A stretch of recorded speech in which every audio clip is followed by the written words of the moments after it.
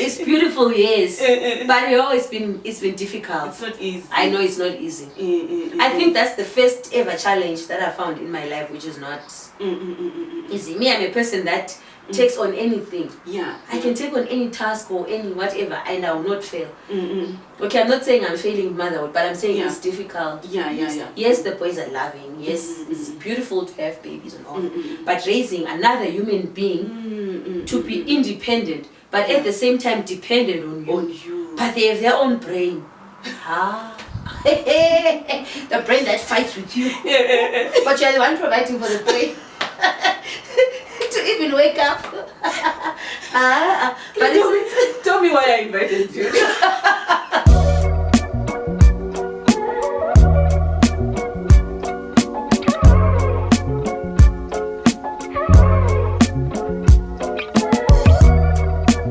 So let's talk about your childhood.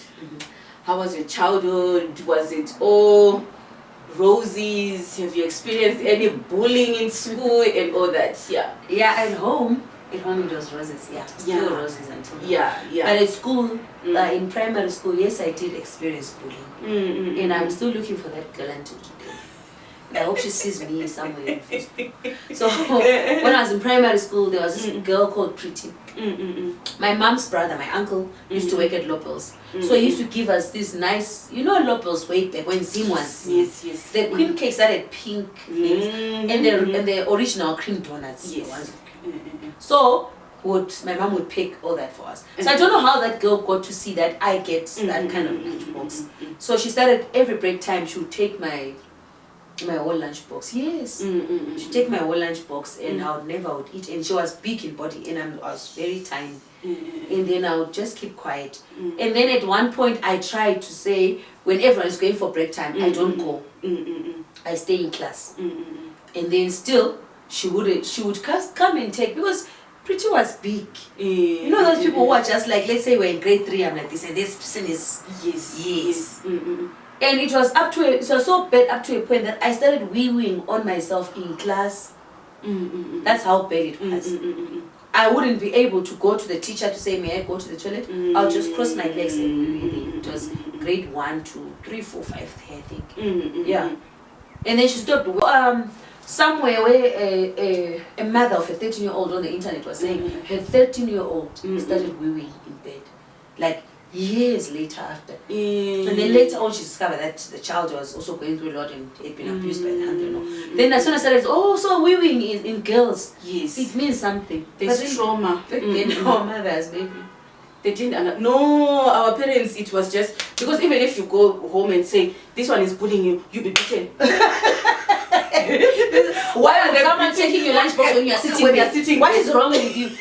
So anything growing up, you just be beaten. So we were not free to talk about it. But bullying it leaves trauma. It does. Me right now, I can say, I'm confident, I'm what. But when I think about that incident, and you still remember the name of that person, which I am looking for you on Facebook. I have been looking. I just want to see how her life is going. And I feel like saying, hi, see me, I'm knocking out. But why do I need to do that? Yeah. See, something is... You're not healed inside. And you're not the only one, because I remember it's years now, primary school. And I remember Joseph. I'm watching you, Joseph, if you're there. Joseph would also take my food. He was also big body eating what. So he would also take my food. I think my family knows. I think my sister knows. I've shared about that one. But until now, listen, this is for 20 or 30 years after. I still have his name in my mind when it even if you now you even understand what is bullying and all that. But there's that part of you that. For me, I feel like I want to see how she's doing, and I want her to see me, because at that time I felt so weak. Because even in class, she's the one who used to beat up. You know, like when there were those little fights, no one could go to her. She was that kind of a person. So, but I think also for the bullies, I think for parents out there that we might think bullying your child is strong and I think it brings cases. To them, because the fact that I still know Joseph, you still know Pretty. 20 how many years later? Yes, and my heart is not okay. it's a curse. It's a curse. Yeah. So I think also, if as parents we can just talk about these things, just tell your children, don't let someone hold you, because they might. I'm sure right now maybe Joseph has forgotten about. Or maybe they even died. Why can't we find them on Facebook? Are they not dead? Or maybe he's married, he has a family, he has what? Yeah. He has moved on. But maybe things are not working in his life. Why? Because there are a lot of people that are saying that you were this one bullying in did primary this to me, and I still have that in me. And imagine, for me it was only in primary. Now she went on to high school. She went on to, I don't know wherever. Did she change? Maybe she went to work and she's doing the same. Because I know I have in my salon I've done. I did 3 years ago. I did someone that told me that they are being bullied at work. Yeah. There are a lot of bullies at work. There are a lot. And she was like, because she was shocked that I also know the person. So she was like, you know that when I wake up to go to work, I start shaking. Yeah. Imagine a well-qualified person of working in a company. Like, you know that I have Noki, when I wake up, I shake. Yeah. To go to work, to open the door at work, to meet that woman, it is woman to woman. Because she bullies me at work. So it's not really nice. It's traumatizing, and if you are there and if you are one of the bullies, please stop it. You need to stop. Yes, we need to give them a serious face. Stop it. Stop it. Because really, how can someone shake and scared to go to work because and she says she's on anxiety tablets. Yeah. Because she can't stand the workplace because the person is. So stop it. How did you overcome the bullying, or have you overcome the bullying, or you're still hurting and you still need to heal from Yes. Why am I looking for her on Facebook if I've overcome it? And I don't think I actually made a conscious decision to say, how do I overcome it? No. It's something that has stayed with me from forever. Yeah. So no, I can't say I've overcome. I can't say how did I overcome. No. I never made the steps, the necessary steps to overcome, to take and say, how do I overcome this that happened to me long back? No, I haven't. So, but with that in mind, knowing that you still have something in you, you're still healing, you're still not healed, you're still hurting. Then if you hear that your child is being bullied, how do you take it? You've seen those mothers on Facebook that go and attack. It would be for me to be a trigger, because it's coming from a parent who's also not healed from there, and it's like the cycle continues, and you want to stop that cycle from happening again to your children. Even here, when my child was here, I was that parent. I was that parent. Like, I would not. I remember at one point. Can I name? I can't name the school. No. So I remember at one point, my son, the sports PE teacher wrote that he is very disruptive and doesn't allow other kids to have fun on PE. I went for her. I said, what is PE? It's playing outside. Yeah. So how was this person disruptive outside? And luckily I'm not the only one. Yeah. When I went to the school, I went at 7 a.m. I thought it was about race. So when I went to the reception, I found 2 white mothers. So then I had to drop the race because they'd gotten the same remarks from the same teacher. So it was me, 1 black person, and 2 white ones. So then I realized, okay, because when I went, I'm like, okay, the school is white, so my child is black. I was ready to keep. Then I saw 2 white mothers also talking. They were there for the same teacher. So then I had to drop I saw about race. So then the principal came, the admin came and spoke to us. No, I think she made a mistake. She didn't mean like this. But like what you said, I was already saying, okay, so because my child is black, it's disruptive. What do you mean disruptive? Do you know what the dictionary meaning of disruptive in a class? And they're outside, this is a PE lesson. So what is he supposed to do? He's supposed to stand up and pray. He's supposed to, But that moment made me also think to say, I'm already ready to over-defend without even understanding what had happened. Because it's coming from inside. A place where you're not healed yet. Not mine. Yeah. Because me, so you see, so it comes from there. Like now you're always ready to fight the teacher. Yes. As a parent, Yeah. you are ready to fight the teacher without even understanding, because where now you have you are traumatized also, and so you're feeling like, what if these people are trying to do the same? And then this is coming from even a higher person, a teacher. You see. But it wasn't the case. But for me, because of the previous that are not yet dealt with, that all, and this thing, imagine, happened in primary school, and how old am I now? But it was so I think so it really leaves a lifelong to your impact when your comment where you're saying we are parenting the kids and yes and us because I'm bringing my trauma back to you, but you have my son, so it's so it's a lifelong impact. Because we think maybe I'm in primary school and this would stop, and but we really need to find a way to make sure that it stops, because if the cycle continues, then we sitting at schools and we have unhealed parents that are coming to the office. Even when you are busy addressing the child, the parent is just going back to her own issues. They can't sit and listen. They are already defensive to say, okay, this happened to me and I will not let it happen to my child. So I have to speak up for my child because he wants back for me. So I don't know, maybe you must give us counseling. Please, my psychologist, my counselors. You must now do a private counseling thing for parents. We are going to come. I'm telling you. Just give us that. Please work on that, like maybe next year. Then you do your whole parents, whatever, traumas, childhood traumas for parents. Because last week we did a topic on toxic and strict parenting, and someone also came to my inbox and said, no, but the trauma is still with us on the way we were raised by our parents. Because our parents were toxic, and the things that they did to us, sometimes even when you don't want to be toxic, you find yourself maybe screaming at the child. Then you quickly realize that no, I'm becoming that. Said, yes. I'm becoming that. Yes. So I think as parents we have a lot that we need to heal from our parents' generation to us, so that we break that barrier. That can be another department for you to venture in. I'm still there. You're still there. Counseling.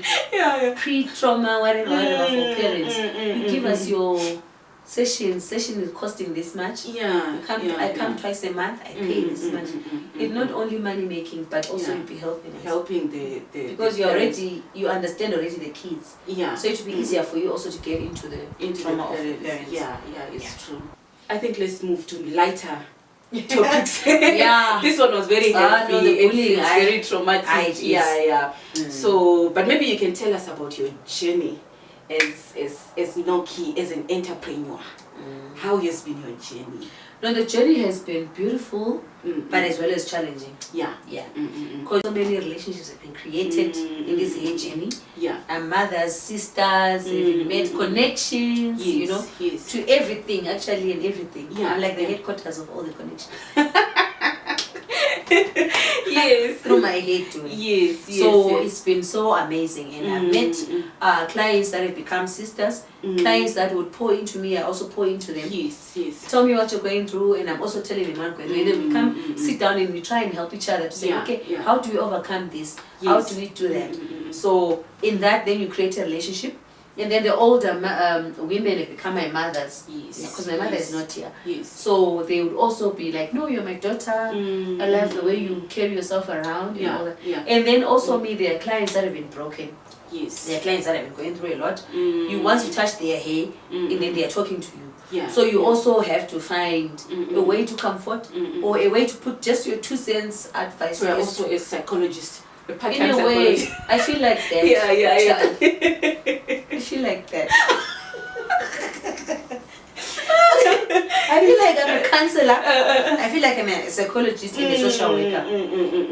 I feel like that. Like I'm literally, I cannot say names. I'm literally funding people's transports, funding people's foods, and also giving just psychological help and counseling. Although I think I told you that some of the issues are bigger. But what I do, my firstborn sister is a whole reverend in Mutare for Harvest House. So what I do with bigger issues, I ask the client, can I please connect you to my sister? Okay, awesome. So that my sister can, because you'd find even clients that maybe are going through divorce or bigger, bigger issues. I'm still young.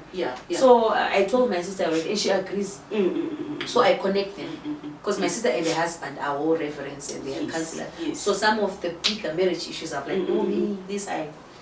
But then I forward to my sister and she's in Zim in Mutare and she helps. She doesn't even charge anything. No, she's just a pastor's wife with the husband. So so I feel like the journey has been beautiful because we have created friendships, solved problems together with my clients, and helped each other here and there. Because there were times when also I was stuck. Maybe I would ask you for me.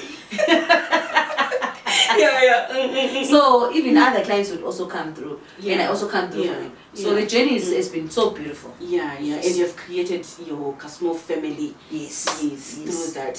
Though of course you've worked and you have managed difficult clients. Me, even if you're the most difficult person, me, I can't have a difficult person. By the end of your head, you will be smiling and hugging each other. What are some of the lessons that you have learned through this journey and maybe milestones that you have gone through? I recently, this year, just last month, I founded the Namibia Hair and Beauty Awards. First edition. 2025. Because I actually sat down, I realized that when I got my awards, when I went to my other award, I got it from Zambia. I traveled all the way from Namibia to Zambia, only to reach there to see that the awards were not only based on hair, it was like full awards. Then they put like maybe 1/4 for the hair. Just for hair. So imagine we sat the whole night and then only just one small portion. Even the other second one again, it was a fashion. But then they only put. So for the last 2 years, I was thinking to myself, in Namibia we have got so many hair and beauty service providers. Why not have our own awards that focus on hair and beauty? Barbers, massages, makeup, waxing, microblading, massage. What else? Because we had 14 categories that covered every part of hair and beauty, So for the last 2 years I was thinking about that, and then this year I executed that. So it really went well. The first edition is not bad at all, and we're already working on the second edition, looking for sponsorship already. But this time I'm starting early. Because what I learned was if I start late, then the sponsors drop you, and then you are stuck. So then I had to fund the rest of the things, and I'm still in debt, but I'll sort it out. So now I'm starting in the next month. I'm starting again for the second edition. For next year? Yes, for next year. Because they must be held once every year in April. So this was the first edition, second edition next year. Every year. Everyone must know it's Namibia Hair and Beauty Awards. Get your clothes, get your red carpet things, come to the venue.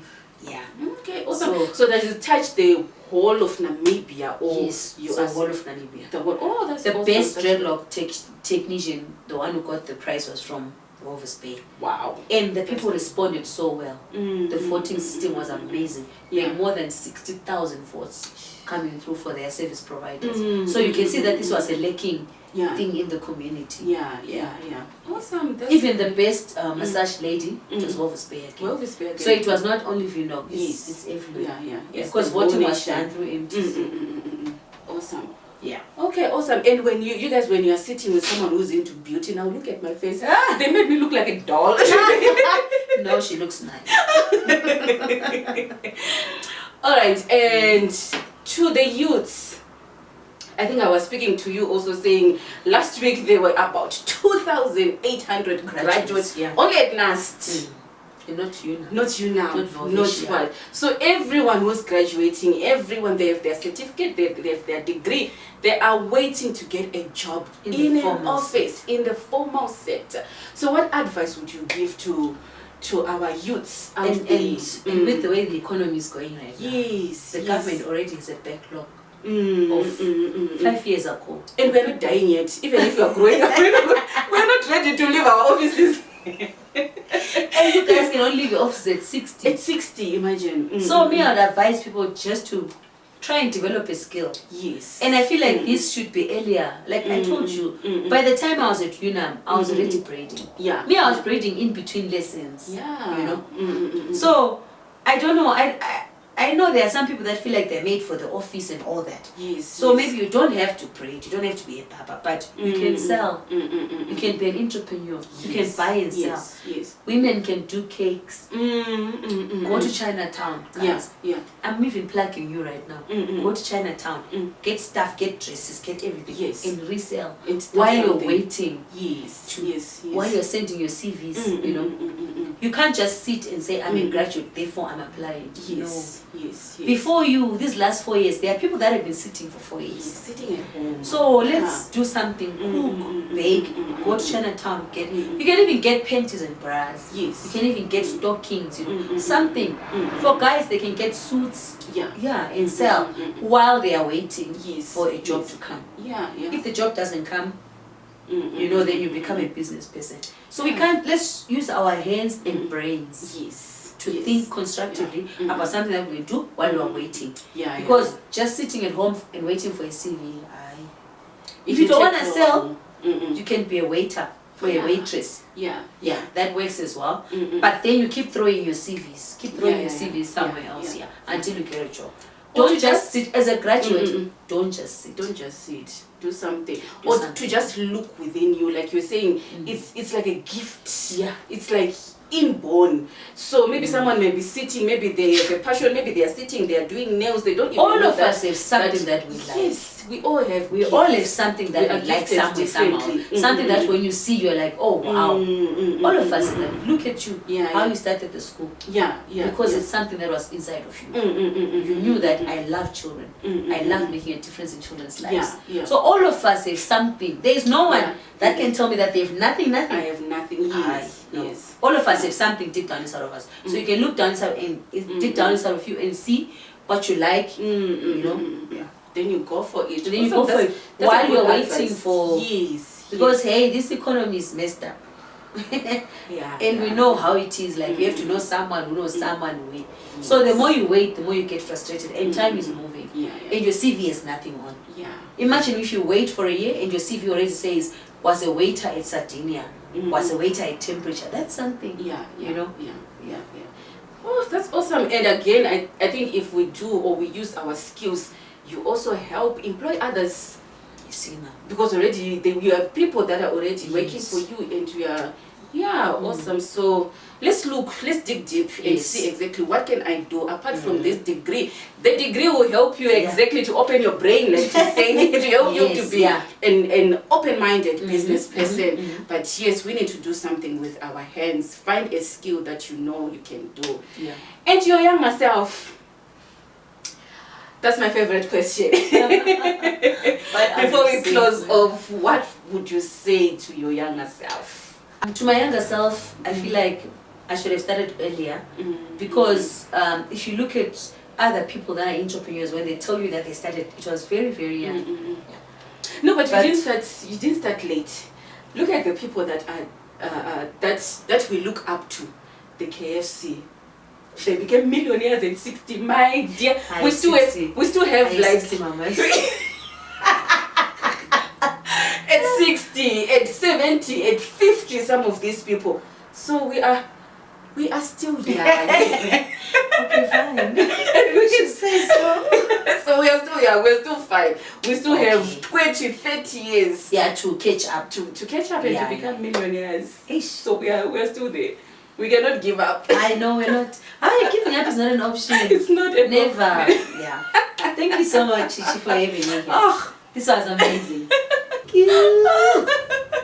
Thank you so much. You must come again. I'll call you again. I can come here every month. Just put me every month then with a different topic. I'll be here. I'll even find my bully and tell you how it went. Yes, we need another one. Then you tell us. Yes, I must actually confront it and ask it. Can I? No, you can't. We'll get you a counselor to talk to. Then you can heal from there. Then you let her go. Pretty, we are letting you go. And Joseph, we are letting you go. and all those bullies out there. We are letting you go. We are choosing to let you go. Yes. For the sake of our we are peace. choosing to heal. Yeah. For of our children as well. So that we don't carry the next thing. Yeah. Right. Awesome. Thank you guys. Thank you so much. Please like, share, subscribe. Bye. And comment.